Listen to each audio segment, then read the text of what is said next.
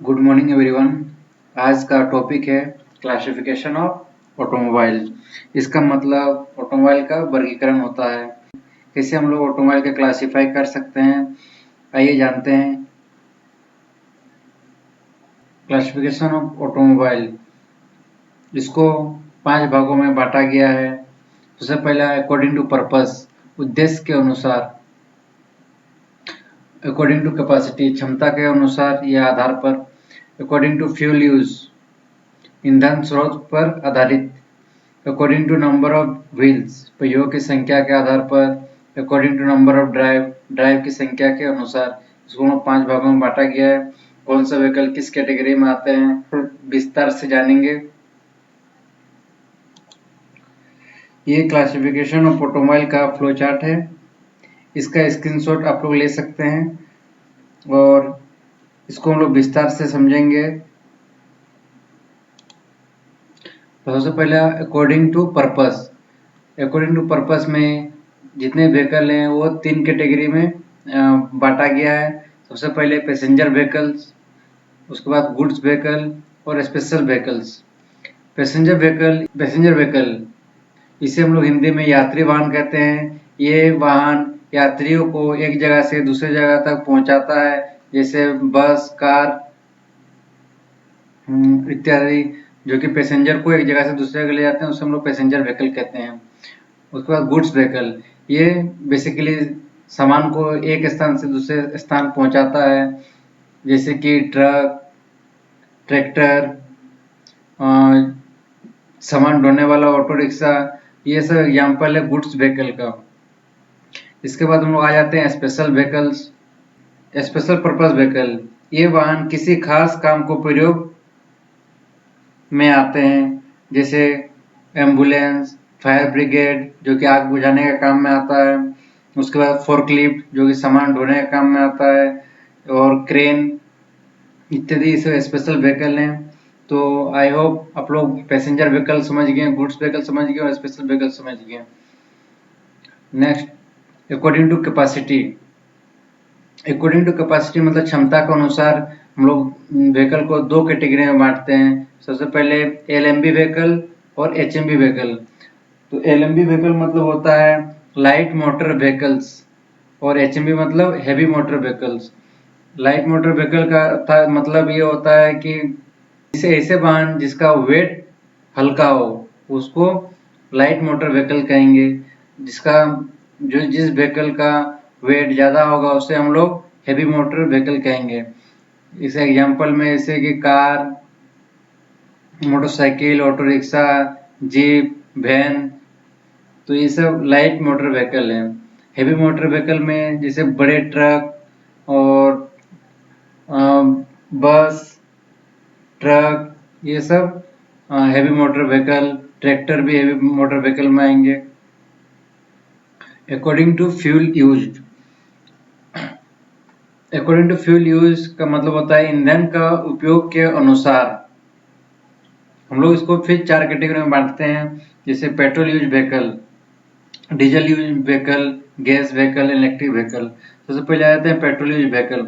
तो petrol use vehicle उसे कहेंगे जो कि पेट्रोल इंजन द्वारा जो भी व्हीकल संचालित होते हैं उसे हम लोग पेट्रोल यूज व्हीकल कहते हैं, जैसे scooter, car, mopeds, motorcycle, auto rickshaw. इसी प्रकार डीजल यूज व्हीकल, जो व्हीकल डीजल इंजन द्वारा संचालित होते हैं वे डीजल इंजन वाहन कहते हैं, जैसे ट्रक, बस और किसी किसी कार में भी डीजल का उपयोग होता है। इसके बाद आ जाते हैं गैस व्हीकल। गैस वाहन भी, इसे हम लोग गैस वाहन भी कह सकते हैं। गैस के द्वारा जो व्हीकल संचालित होते हैं वे गैस व्हीकल के अंदर आते हैं। जैसे गैस में सीएनजी गैस यूज होता है। सीएनजी मतलब कॉम्प्रेस्ड नेचुरल गैस। तो इसके एग्जांपल हैं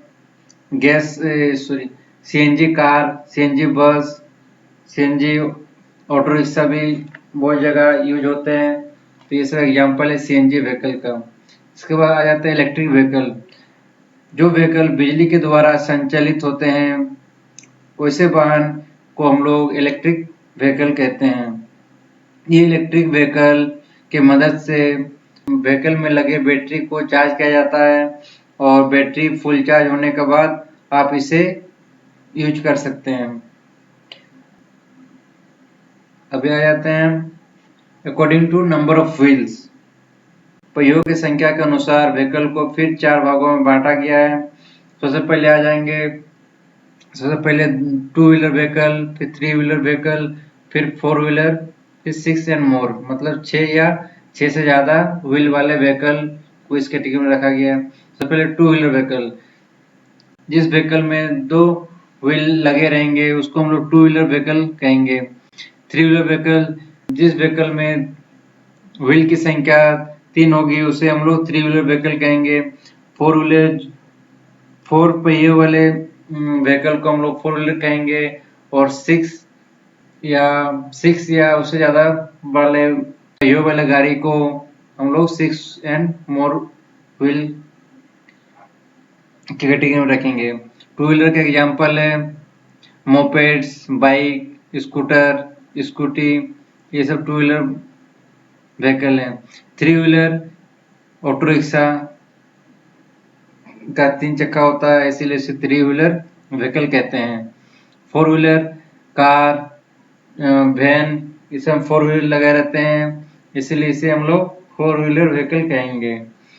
6 और मोर, बहुत सारे बस ट्रक में, बड़े वाले ट्रक बस में 6 से ज्यादा की संख्या में व्हील हो सकते हैं। I hope number of wheels ये समझ गए होंगे। कोई नंबर ऑफ व्हील्स में कैसे करके हम लोग इसको बांटा गया है।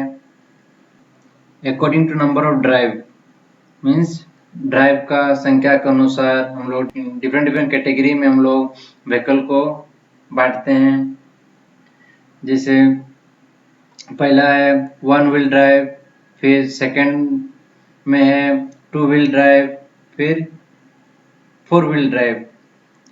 तो 1 व्हील ड्राइव में इंजन का पावर को एक ही चक्का में ट्रांसफर किया जाता है, इसीलिए हम लोग इसे 1 व्हील ड्राइव कहते हैं। 2 व्हील ड्राइव में इंजन का पावर को सिर्फ 2 ही व्हील में पावर को ट्रांसफर किया जाता है, इसीलिए उसे हम लोग 2 व्हील ड्राइव कहते हैं। 2 व्हील ड्राइव में इंजन का पावर को 2 व्हील में डिस्ट्रीब्यूट किया गया है, तो उसे हम लोग 2 व्हील ड्राइव कहते हैं। जैसे एग्जांपल में कार, जीप एक्सेट्रा, ये सब 2 व्हील ड्राइव की कैटेगरी में आ जाते हैं ये सब व्हीकल। 4 व्हील ड्राइव में ऐसे व्हीकल आते हैं जिसका चारों चक्का में पावर रहता है, तो वो व्हीकल सब ज्यादातर आर्मी लोग यूज करते हैं कि वो लोग को ज्यादातर पहाड़ का रास्ता तय करना होता है, या तो बहुत ही कच्चा रास्ता में वो लोग जाते हैं, तो लोगों व्हीकल को बहुत ही पावर का आवश्यकता होता है, इसीलिए उसे 4 व्हील ड्राइव उसे गाड़ी को डिजाइन किया जाता है। फिर आ जाते हैं इस ड्राइव को और अच्छा से हम लोग विस्तार से समझते हैं। इसमें ऑल व्हील ड्राइव ये और कैटेगरी है, जैसे 1 व्हील ड्राइव हुआ, 2 व्हील ड्राइव हुआ, 4 व्हील ड्राइव हुआ।